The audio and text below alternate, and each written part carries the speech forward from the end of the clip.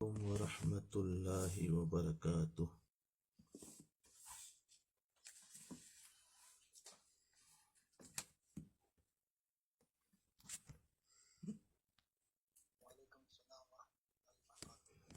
جی اللہ، بسم اللہ الرحمن الرحیم۔ الحمد للہ نحمده ونستعینه ونستغفره ونؤمن به ونتوکل علیہ ونعوذ باللہ من شرور انفسنا ومن سیئات اعمالنا، من يهده الله فلا مضل له ومن يضلله فلا هادي له، ونشهد أن لا إله إلا الله وحده لا شريك له، وأشهد أن سيدنا وسندنا مولانا محمدا عبده ورسوله، صلى الله تعالى عليه وعلى آله وأصحابه وبارك وسلم تسليما كثيرا كثيرا. أما بعد، فأعوذ بالله من الشيطان الرجيم. بسم الله الرحمن الرحيم. آدم قد أنزلنا عليكم لباسا يواري سوآتكم وريشة ولباس التقوى ذلك خير. صدق اللہ العظیم. آج انشاءاللہ لباس کے شرعی اصول، لباس کے شریعت میں کیا اصول ہے اس کے بارے میں، کیونکہ لباس ہم روزانہ پہنتے ہیں، اس کے بارے میں شریعت میں کیا اصول ہے اس کو انشاءاللہ کچھ بیان کریں گے. دیکھو، اسلام کی تعلیمات زندگی کے ہر شعبے پر محیط ہے. اسلام جو ہے تعلیماتی زندگی کے ہر شعبے پر محیط ہے، ہر جگہ پر اسلام، لباس میں بھی اسلام، کھانے میں، پینے میں، سب چیز میں. لہذا ان کا تعلق ہماری معاشرت، یہ لباس کا تعلق معاشرت اور رہن سہن کے ہر حصے سے ہے. زندگی کا کوئی گوشہ، کوئی کونا اسلام کی تعلیمات سے خالی نہیں.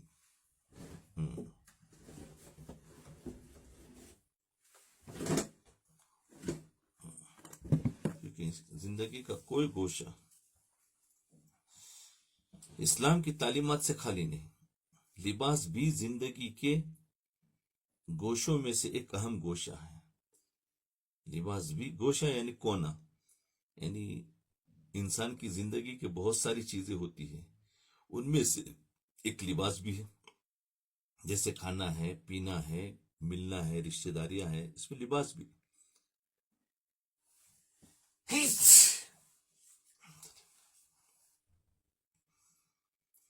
اس لیے قرآن و سنت نے اس کے بارے میں بھی تفصیل ہدایت دی ہے. موجودہ دور کا پروپیگنڈا کیا ہے؟ ہر زمانے میں اسلام کے بارے میں پروپیگنڈا ہوتا ہے. جی، آج کل ہمارے دور میں یہ پروپیگنڈا بڑی کثرت سے کیا گیا ہے کہ لباس تو ایسی چیز ہے، لباس تو ایسی چیز ہے کہ جس کا ہر قوم اور ہر وطن کے حالات سے تعلق ہوتا ہے. اس لیے آدمی اگر اپنی مرضی اور ماحول کے مطابق کوئی لباس اختیار کر لے تو اس کے بارے میں شریعت کو بیچ میں لانا، شریعت کے احکام سنانا تنگ نظری کی بات ہے. یہ پروپیگنڈا چلایا، اور یہ جملہ تو لوگوں سے بکثرت سننے میں آتا ہے کہ ان مولویوں نے تو اپنی طرف سے قید شرط لگا دی ہے، ورنہ دین میں تو بڑی آسانی ہے. دیکھو، ورنہ دین میں تو بڑی آسانی ہے، یہ مولویوں نے سخت کر دیا. اللہ اور اللہ کے رسول صلی اللہ علیہ وسلم نے تو دین میں اتنی پابندیاں نہیں لگائی ہے، مگر ان ملاؤں نے، ان مولویوں نے اپنی طرف سے گھڑ کر یہ پابندیاں عائد کر رکھی ہے، اور یہ ان ملاؤں کی تنگ نظری کی دلیل ہے. اور اس تنگ نظری کے نتیجے میں انہوں نے خود بھی بہت سی باتوں کو چھوڑ رکھا ہے اور دوسروں سے بھی چھوڑا رکھا ہے. یہ لوگ آج کل کہتے ہیں، آج تو ہر معاملے میں کہتے ہیں شریعت میں ایسا تھوڑی سختی ہے، ہر معاملے میں وہ کہتے ہیں تم لوگوں نے لیا ہے. حالانکہ بیچارے مفتی تو شریعت کی بات کا اظہار کرتے، شریعت بناتے نہیں ہیں. بھائی شریعت میں تو یہ ہے، کیونکہ وہی سمجھ پاتا ہے. خوب سمجھ لیجئے، لباس کا معاملہ اتنا سادہ اور اتنا آسان نہیں ہے کہ آدمی جو چاہے لباس پہنتا رہے.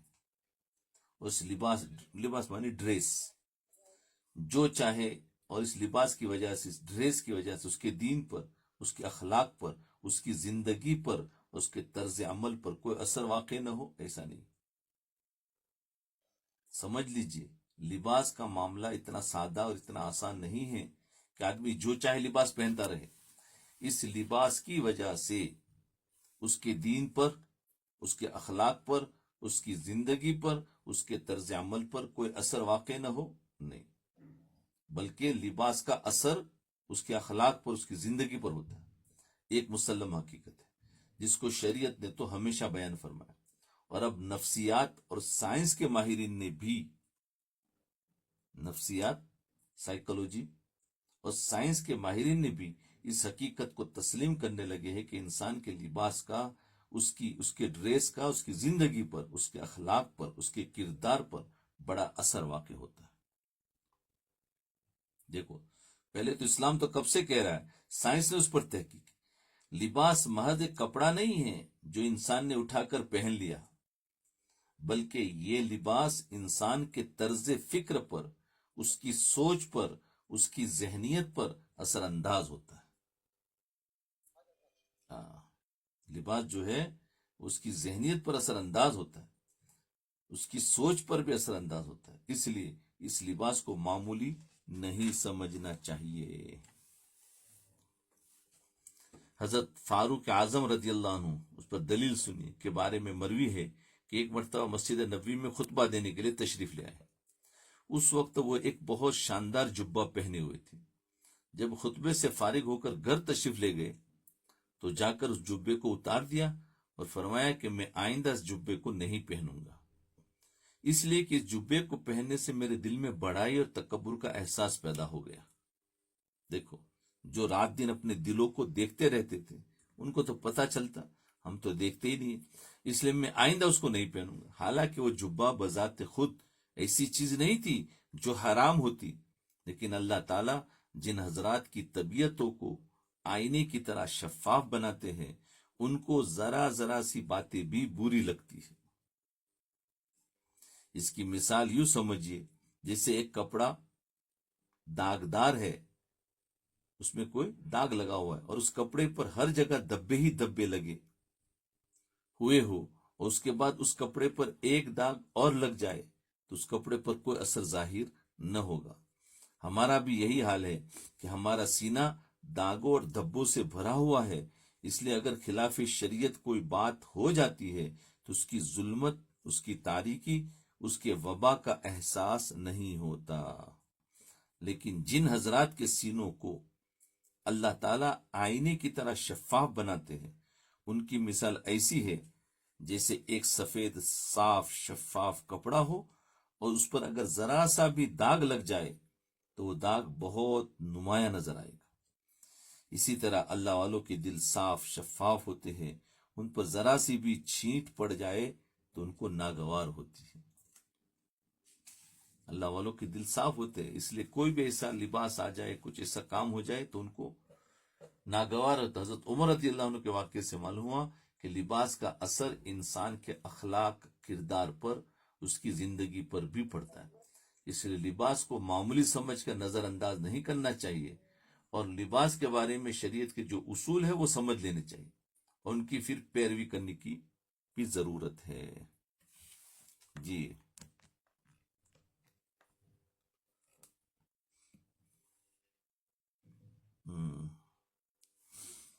اللہ.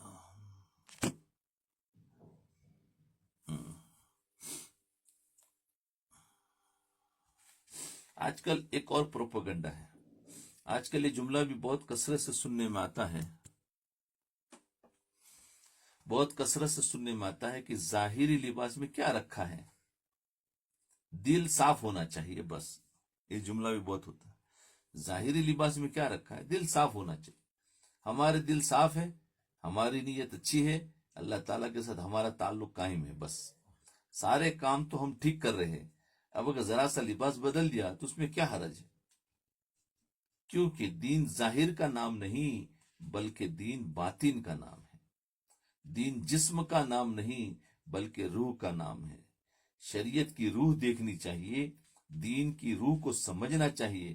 آج کل اس قسم کے جملے بہت کثرت سے پھیلے ہوئے ہیں اور پھیلائے جا رہے ہیں اور فیشن بن گئے ہیں۔ جی ایسے جملے فیشن بن گئے۔ ظاہر اور باطن دونوں مطلوب ہیں۔ خوب یاد رکھیے، دین کے احکام روح پر بھی پڑے ہیں اور جسم پر بھی ہے، باطن پر بھی ہے، ظاہر پر بھی ہے۔ قرآن کریم کا ارشاد ہے وَذَرُوا ظَاهِرَ الْإِثْمِ وَبَاطِنَهُ، یعنی ظاہر کے گناہ بھی چھوڑو اور باطن کے گناہ بھی چھوڑو۔ صرف یہ نہیں کہا کہ باطن کے گناہ چھوڑو۔ خوب یاد رکھیے، جب تک ظاہر خراب ہے تو پھر یہ شیطان کا دھوکہ ہے کہ باطن ٹھیک ہے۔ اس لیے کہ ظاہر اسی وقت خراب ہوتا ہے جب اندر سے باطن خراب ہوتا ہے۔ اگر باطن خراب نہ ہو تو ظاہر بھی خراب نہیں ہوگا۔ اب اس کو ایک مثال سے سمجھیے۔ ہمارے ایک بزرگ ایک مثال دیا کرتے تھے کہ جب کوئی پھل اندر سے سڑ جاتا ہے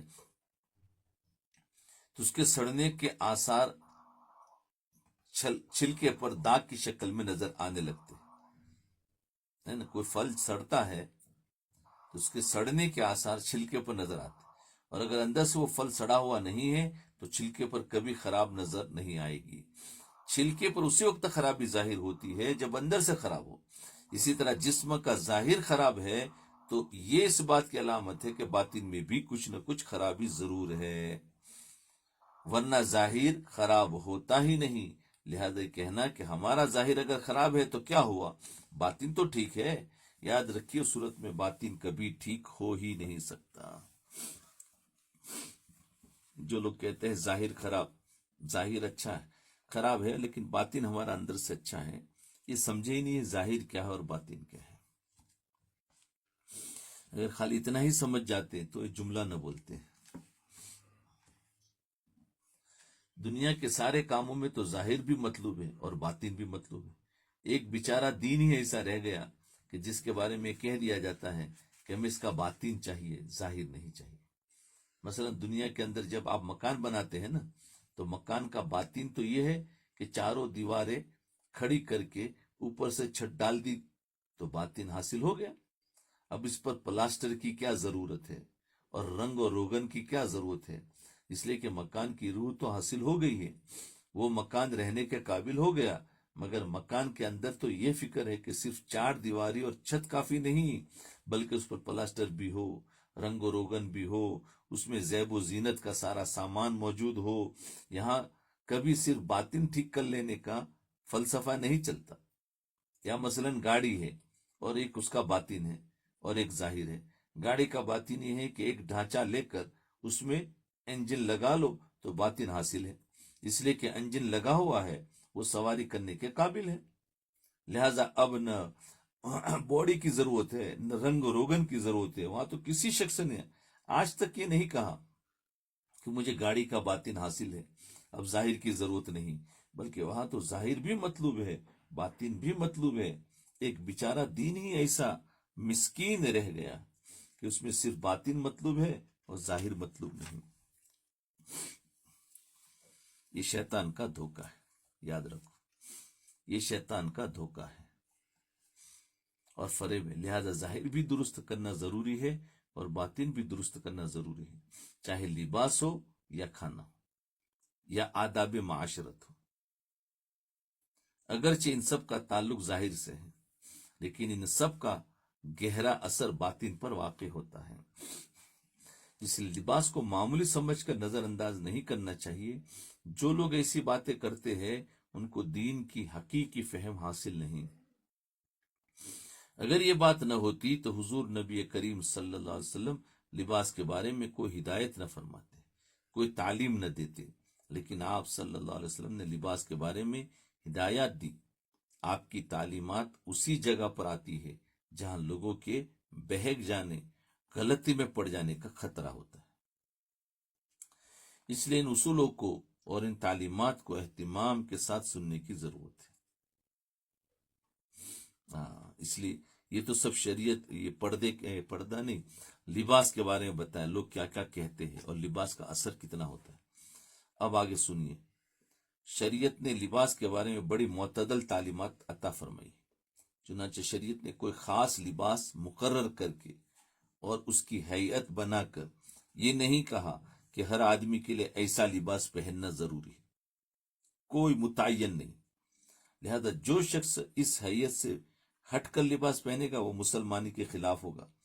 ایسا اس لیے نہیں کہا کہ اسلام دین فطرت ہے اور حالات کے لحاظ سے، مختلف ممالک کے لحاظ سے، وہاں کے موسموں کے لحاظ سے، وہاں کی ضروریات کے لحاظ سے لباس مختلف ہو سکتا ہے، کہیں باریک، کہیں موٹا، کہیں کسی وضع کا، کہیں کسی حیت کا لباس اختیار کیا جا سکتا ہے۔ لیکن اسلام نے لباس کے بارے میں کچھ بنیادی اصول عطا فرمائے۔ اصول سمجھ لیں، ان اصولوں کی ہر حالت میں رعایت رکھنی ضروری ہے، ان کو سمجھ لینا چاہیے۔ تو لباس کے 4 بنیادی اصول ہیں۔ لباس کوئی متعین نہیں ہے، 4 بنیادی اصول ہیں۔ جو آیت میں نے آپ کے سامنے تلاوت کی ہے اس میں اللہ تعالیٰ نے لباس کی بنیادی اصول بتا دیے۔ یا بنی آدم قد انزلنا علیکم لباسا یواری سوآتکم وریشا ولباس التقوی ذالک خیر۔ اے بنی آدم، ہم نے تمہارے لیے ایسا لباس اتارا جو تمہاری پوشیدہ اور شرم کی چیزوں کو چھپاتا ہے۔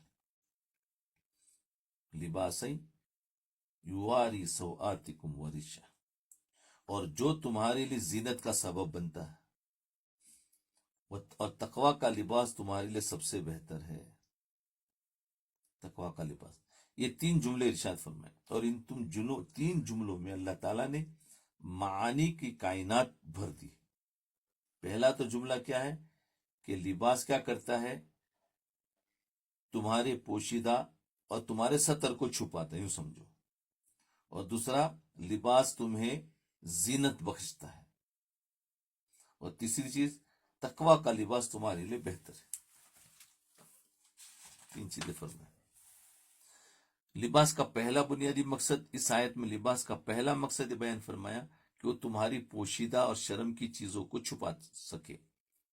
سوآ کے معنی ہے وہ چیز جس کے ذکر کرنے سے یا جس کے ظاہر ہونے سے انسان شرم محسوس کرے، اس کو سوآت کہتے ہیں۔ ذکر کرنے سے، ظاہر کرنے سے شرم محسوس کرے، اس سے مراد ہے ستر۔ تو گویا لباس کا سب سے بنیادی مقصد ستر چھپانا ہے۔ یاد رکھیں، لباس کا سب سے بنیادی مقصد ستر چھپانا ہے۔ اللہ تعالیٰ نے مرد اور عورت کے جسم کے کچھ حصوں کو ستر قرار دیا، یعنی وہ چھپانے کی چیز ہے۔ وہ ستر مردوں میں الگ ہے، عورتوں میں الگ ہے۔ مردوں میں ستر کا حصہ جس کو چھپانا ہر حال میں ضروری ہے، وہ ناف سے لے کر گھٹنوں تک کا حصہ ہے۔ اس حصے کو کھولنا بلا ضرورت جائز نہیں، علاج وغیرہ کی مجبوری میں تو جائز ہے، لیکن عام حالات میں اس کو چھپانا ضروری ہے۔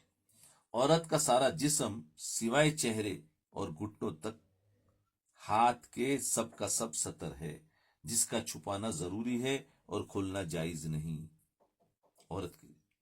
لہذا لباس کا بنیادی مقصد یہ ہے کہ وہ شریعت کے مقرر کیے ہوئے ستر کے حصوں کو چھپا لے۔ جو لباس اس مقصد کو پورا نہ کرے، تو لباس کا اصل مقصد ستر کو چھپانا ہے، اور لباس ایسا پہنا جو اس مقصد کو پورا نہ کرے، شریعت کی نگاہ میں وہ لباس ہی نہیں ہے، وہ لباس کہلانے کے لائق ہی نہیں ہے۔ تو اس نے لباس تو پہنا ہے، لیکن کہیں گے کہ اس نے نہیں پہنا ہے، کیونکہ لباس کا مقصد ستر کو چھپانا تھا، ستر تو چھپا نہیں، لباس کہلانے کے لائق ہی نہیں، کیونکہ وہ لباس اپنا بنیادی مقصد پورا نہیں کر رہا ہے جس کے لیے وہ بنایا گیا ہے۔ لباس کے 3 عیب ہیں۔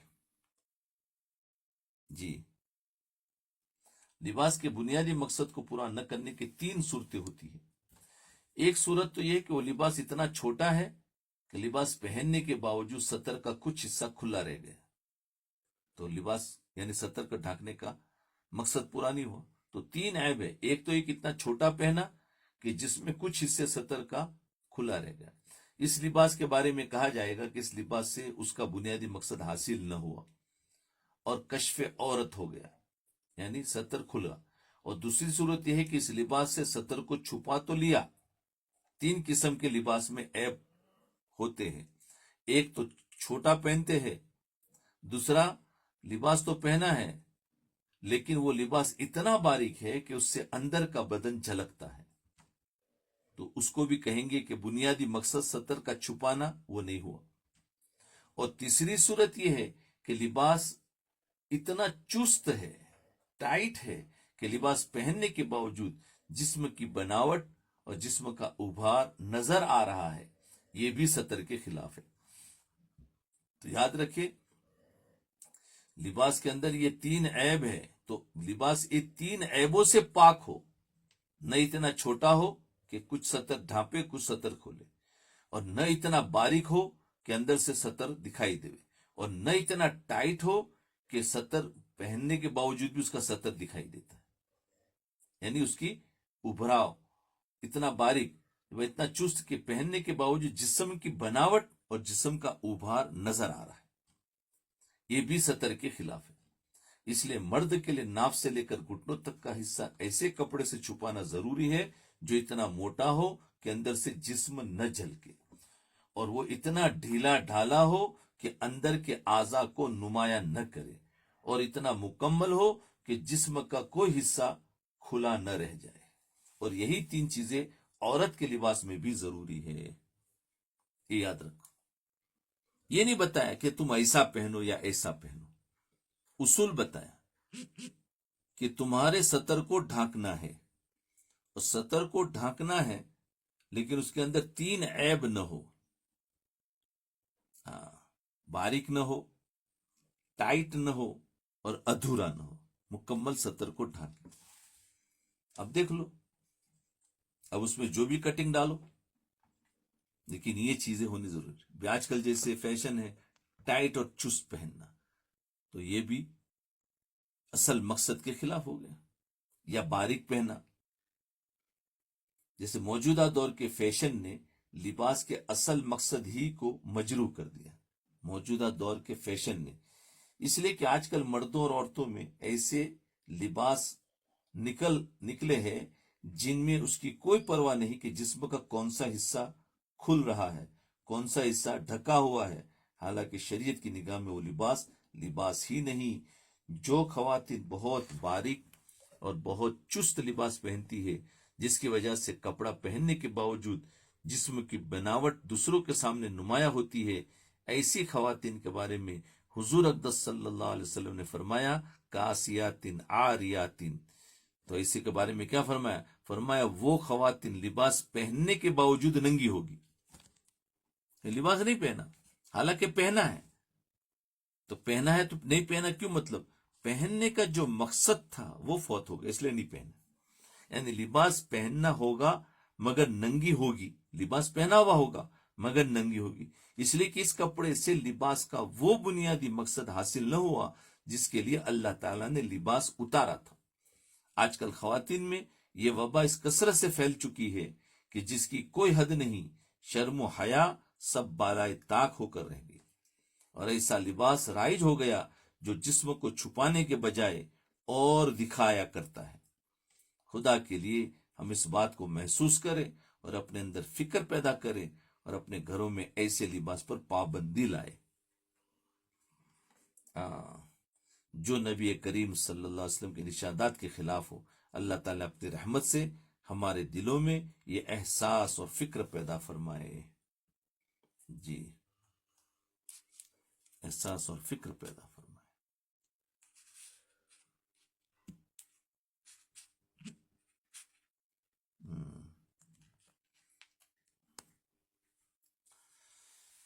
ہمارے حضرت ڈاکٹر عبدالحی صاحب رحمت اللہ علیہ، اللہ تعالیٰ ان کے درجات بلند فرمائے، آمین۔ شاید ہی آپ کا کوئی جمعہ ایسا جاتا ہو جس میں اس پہلو کی طرف متوجہ نہ فرماتے ہو۔ فرمایا کرتے تھے کہ یہ جو فتنے آج کل عام رواج پا گئے ہیں ان کو کسی طرح ختم کرو۔ خواتین اس حالت میں مجمع عام کے اندر جا رہی ہے کہ سر کھلا ہوا ہے، بازو کھلے ہوئے ہیں، سینہ کھلا ہوا ہے، پیٹ کھلا ہوا ہے. حالانکہ سطر کا حکم یہ ہے کہ مرد کے لیے مرد کے سامنے سطر کھولنا بھی جائز نہیں، اور عورت کے لیے عورت کے سامنے سطر کھولنا جائز نہیں. مثلا اگر کسی عورت نے ایسا لباس پہن لیا جس میں سینہ کھلا ہوا ہے، پیٹ کھلا ہوا ہے، بازو کھلے ہوئے، تو اس عورت کو اس حالت میں دوسری عورتوں کے سامنے آنا بھی اور جانا بھی جائز نہیں. جائے کہ اس حالت میں مردوں کے سامنے آئے، اس لیے کہ اعضاء اس کے سطر کا حصہ ہے.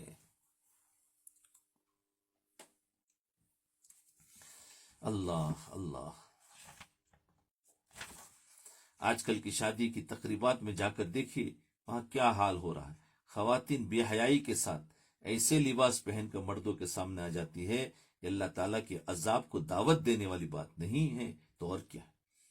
ڈنکے کی چوٹ، سینہ تان کر اور ڈٹائی کے ساتھ جب حضور صلی اللہ علیہ وسلم کی ارشادات کی ایسی کھلم کھلا خلاف ورزی ہوگی تو اس کے بارے میں ہمارے حضرت ڈاکٹر صاحب رحمۃ اللہ علیہ فرمایا کرتے تھے کہ در حقیقت ان فتنوں نے ہمارے اوپر عذاب مسلط کر رکھا ہے.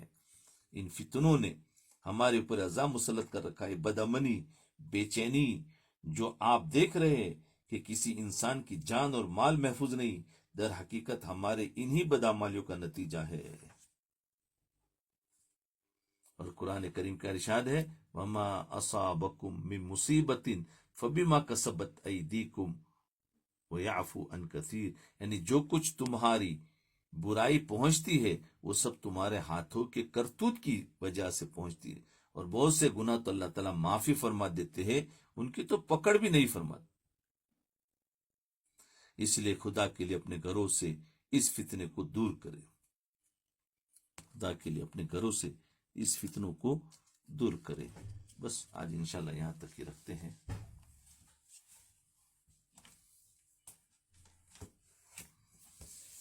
اللہ اکبر. سمجھ میں آیا؟ لگتا ہے رمضان میں کچھ لوگ آ ہی نہیں رہے، بہت ہی کم ہیں. اسکائپ پر بھی شاید 2 یا 3 ہی ہیں. جو سنتے ہیں وہ بھی کچھ لکھتے نہیں ہیں، اور مکسلر پر بھی بہت ہی کم 5 یا 6 لوگ ہوتے ہیں. اتنی محنت کر رہا ہوں، لیکن خیر اللہ تعالیٰ، میں تو اپنے لیے کر رہا ہوں، مجھے فائدہ بہت ہو رہا ہے. اپنے دوستوں کو پوچھے، دوستوں کو بتائے کہ کیا سن رہے نہیں سن رہے، ترغیب دی جائے تاکہ رمضان کا مبارک مہینہ عبادات میں گزرے. ٹھیک ہے. سبحان اللہ بحمدہ، سبحانک اللہم وبحمدک، نشہد ان لا الہ الا انت، نستغفرک ونتوب الیک. سبحان ربک رب العزت عما یصفون وسلام علی المرسلین، الحمد للہ.